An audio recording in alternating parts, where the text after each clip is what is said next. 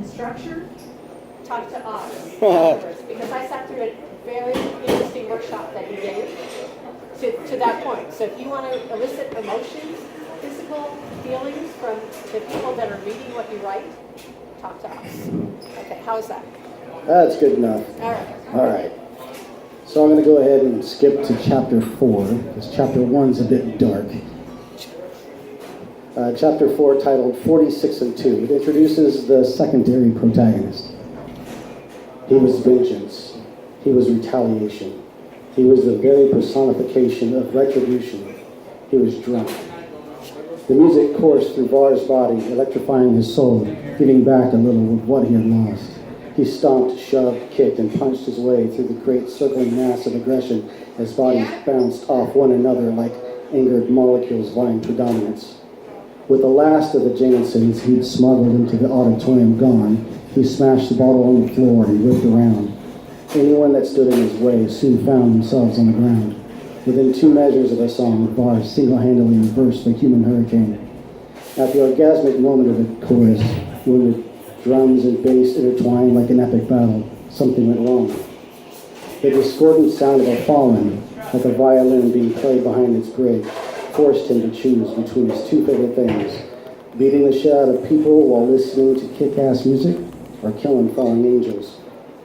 If he didn't kill it, it would just keep making noise and ruin his night. He made his way to the eye of the storm, headbutting a fat skinhead on the way.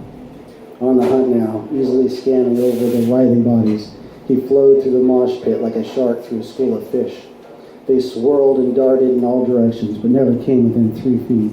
Their collective mind wanted nothing to do with him. No one could even touch him if he didn't want them to. They couldn't even see him.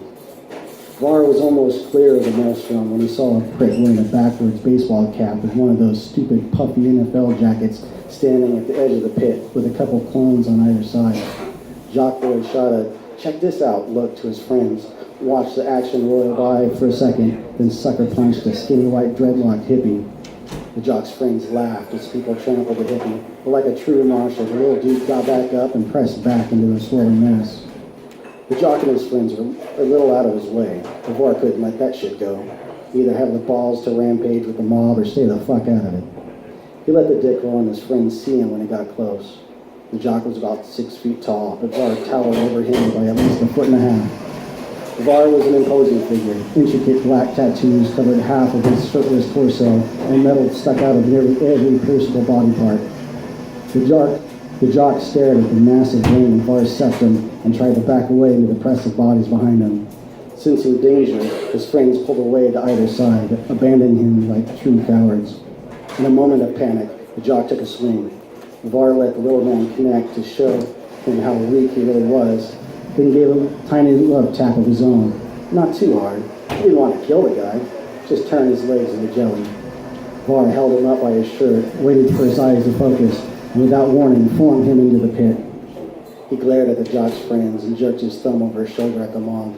They took the hint and jumped in. That settled, Var went back to looking for the fallen. The discord led him to the other side of the indoor arena. Pissed that the band started playing one of his favorites, he split the crowd like the Red Sea, stalked to the south exit, kicked the crash bar to open the door, and stepped out into the night air. The late winter night was warm, but curls of steam rose from his bare chest and shoulders. A couple of security guards standing outside jumped when the door flew open. He looked around to see what caused it, but Var didn't feel like being seen. He'd had enough distractions. One of them muttered, "Stoner fucks," as the other shut the door. As Var stepped by them, the guy bitching about stoners lit a cigarette. Var had killed a lot of fallen lately. More and more seemed to pop up every day. Not that he minded, it's what he did, and he was good at it. When an angel lost his mind, it was usually up to Var to take care of it. That was the only reason Kenuel let him live. He was too damn useful, no matter his parentage. The discordance came from across the street, in between a hotel and another large building. Var stood at the mouth of the alley, ready to be devoured by the darkness. Both his hands slid into the void, as though reaching into pockets of reality, and retrieved a pair of silver knuckles. Remaining loose and ready, he flowed through the alley, the tattoos on his bare skin breaking the smooth line of his chest and arms. The last pool of whiskey caught up with him. Var shook his head to clear his mind and rid himself of the slow spins. Like the rapid descent into a cave, the atmosphere of the alley increased as he stepped behind a dumpster. The hair on his bare arms stood on end, and the stubble on his shaved head tickled. The rancorous sound dissipated into a morose, slightly off-key song. The renewed composition of the song told him that the angel wasn't falling, he was falling. That's the way Kendall liked it. Kill them before they fall all the way. Young fallen were predictable as wild animals, their reactions all fear and survival.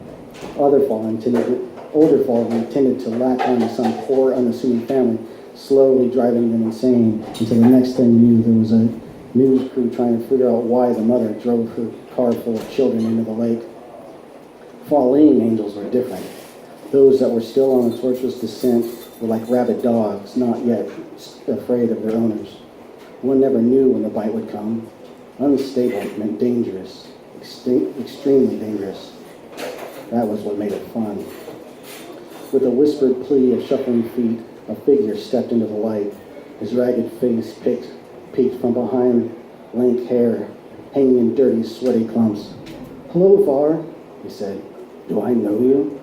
Var didn't recognize many of the younger angels. He wasn't generally accepted around polite company. "No, but I know you. I know why you are here. Please don't. I can hold it together. I know I can." His body shook with the effort of keeping his song steady. "I don't give a shit. You're falling. That's all that matters to me." Var advanced on the scared angel with long, confident strides. "No, wait, please. I don't want to die. Give me a chance." The angel held his palms out and backed away. Poor thing looked so pathetic, Var almost had sympathy for it. Almost. The first time he went after an angel that wasn't fully fallen, he nearly died for the foolishness. Never again, no matter how desperately they wanted to live, or how convincing they were, or even how they cried, Var never gave him a chance. As if to prove Var's resolve, the song of the falling angel skipped a beat and didn't recover. It sounded like an entire orchestra had decided to play different songs, all off-key. The young angel's pleading hands became a tapping fist between one moment and the next. He lunged for Var's face like a rabid animal. Var stepped to the right, calmly redirected his opponent's attack, and dealt a mighty blow to the side of the fallen's head. The angel crumpled to the ground like a heroin overdose. It wasn't nearly as fun as Var had hoped. He rolled unconscious, falling onto his back, and stepped on his throat. The fallen came to. He squirmed and thrashed to no avail. Var only increased the pressure. He allowed the clawing and convulsing to go on for what, to most, would seem an unreasonable amount of time. Then with a final twisting stomp of his size 17 Doc Marten boots, he killed the fallen. The sudden cacophony drove him to his knees, but he was prepared. The death of an angel, even a fallen one, was no small matter. The very foundations of the earth screamed protesting the loss of one of her greatest creatures. For miles around, for days to come, people nearby would be depressed or angry and not even know why. The clamor faded. The silence after the storm left his ears in song ringing. The only other sound was the rhythmic beating of his heart. He returned his silver knuckles to the void and drew forth the remnants of an elegant silver sword. Half the blade was gone. After ensuring no other angels were around, he quietly hummed under his breath. The precious metal began to glow a velvety red. With index finger and thumb, he pulled a sliver of the blade off the jagged tip, like pulling a wayward thread off of a sweater. A word cooled